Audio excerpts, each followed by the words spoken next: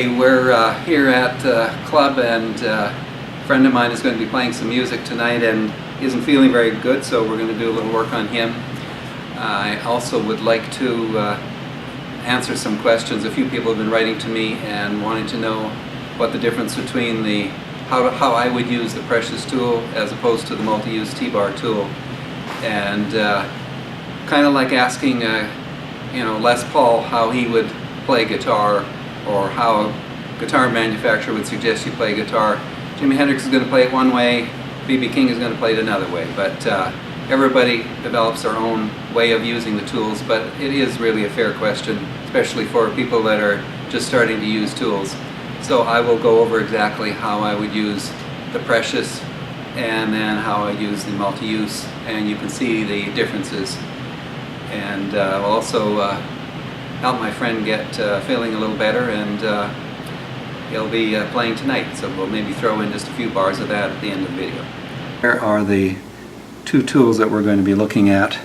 You can see I've got a much flatter, more like a typical flat edge on a T-bar tool here. I've got an actual, like a mini ping pong ball over in this area.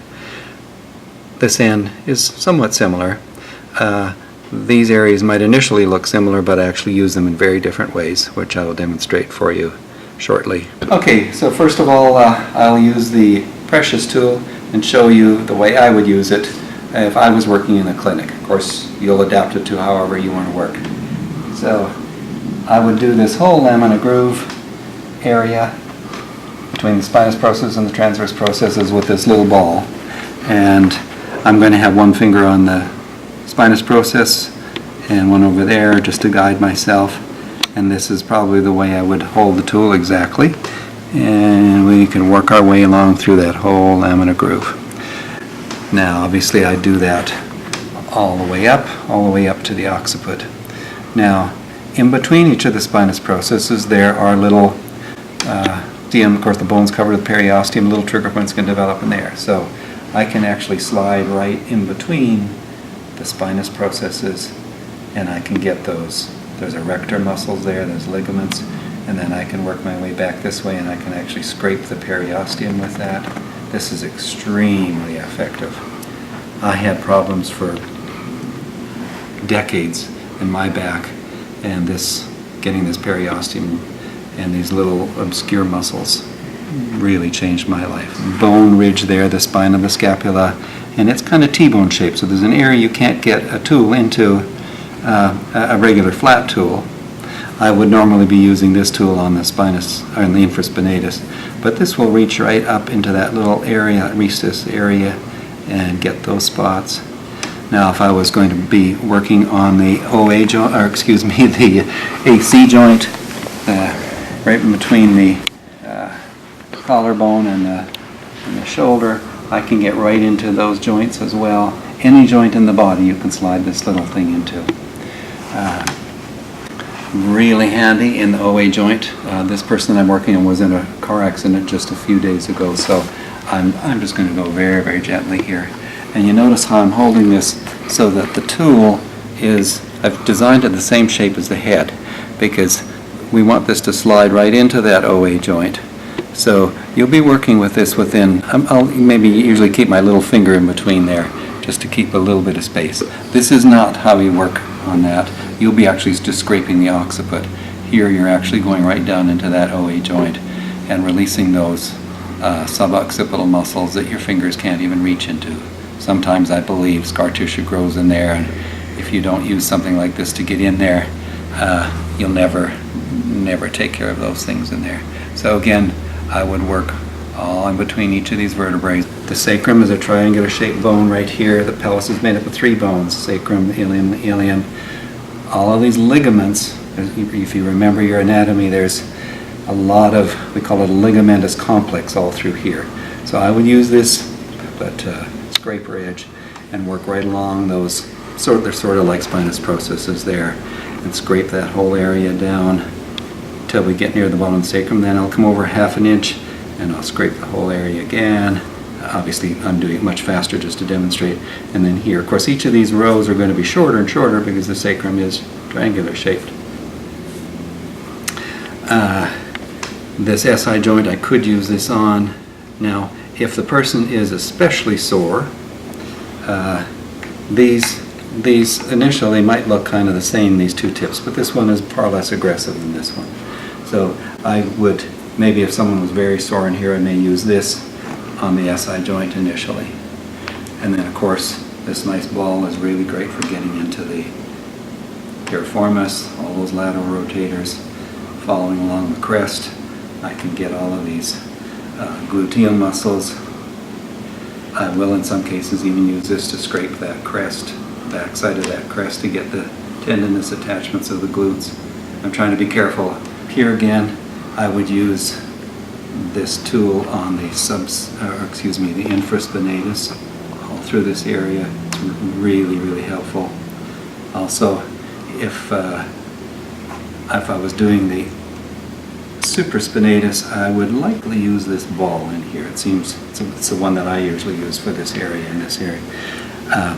Now, if I was using the effleurage tool up through the back, as soon as I get into this area, there isn't room because of the scapula. So here in the rhomboids, again, I would use this tip through this whole area in here. Work all of this area. Again, I'm just doing a quick demonstration, so I'm not really treating. I'm just showing you. So this tool in the rhomboids, this tool in the infraspinatus. I would use the ball from the precious through that part of the supraspinatus. Getting into those various joints, I would use that tool. I would use the spoon bill to go up underneath the shoulder blade. As you know, in the leg, we have the gastrocs muscle, another head of the gastrocs muscle. Deep to it we have the soleus muscle. Now, in order to get into the soleus, sometimes these two gastrocs muscles will kind of grow together. You can go in here in between and actually separate them with the multi-use T-bar tool. Also, it was very handy. You can get this gastrocs right up out of the way and actually get right into the soleus here again, which is close to the bone. Again, I'd use this tool for that. If I was down here on the feet, if I wanted to work this calcaneus, this heel bone, see how this nice shaped curve here just fits onto that heel. You can catch all of that periosteum that might be being pulled off of the talus. And there's a little area there you feel as you work. There's a little area that it's almost, the tool almost vibrates a little bit. It's working almost a little bit like a Grayson tool. You can also, of course, get underneath the Achilles tendon with this. I would use the effleurage tool on these gastrocs, but if I found some very specific spots, I would use this to get in. And if it was very specific, of course, I could use this tool as well. Now we get to the bottom of the foot. I would almost always use the multi-use T-bar to work all of these.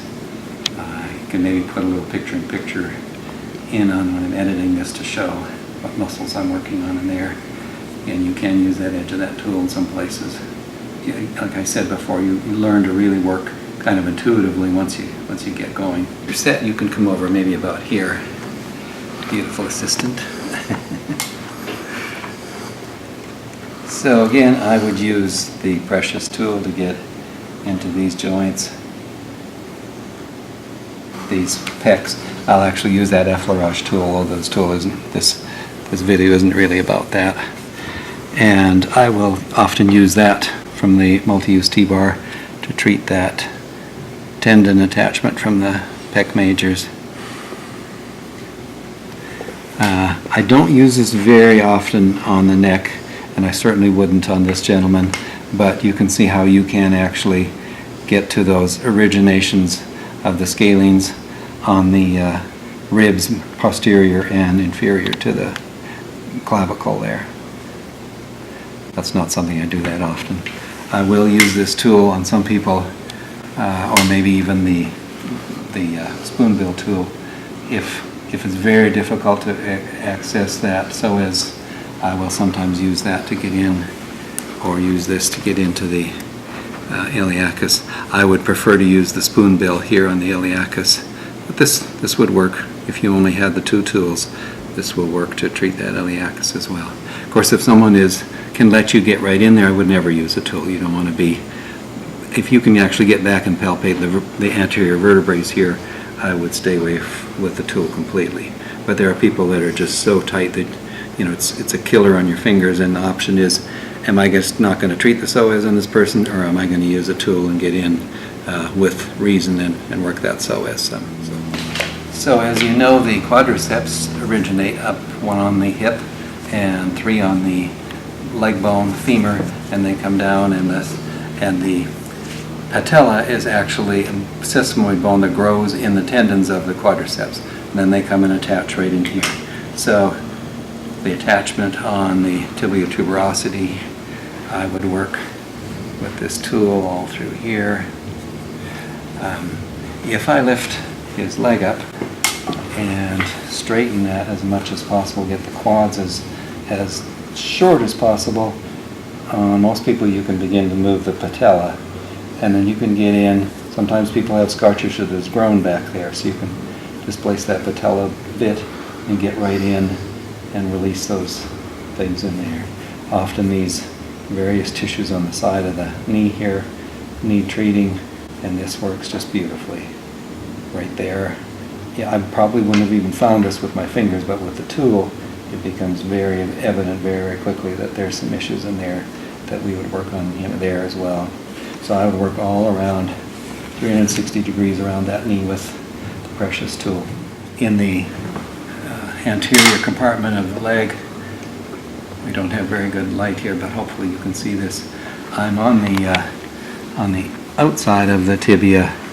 We've got the anterior, or tibialis anterior, and some of the peroneals and all these muscles that go down into the feet, and you can get in there. Again, if they were really sore, you know, I might go with one that's just a little bit aggressive a little less aggressive the first time I was working there.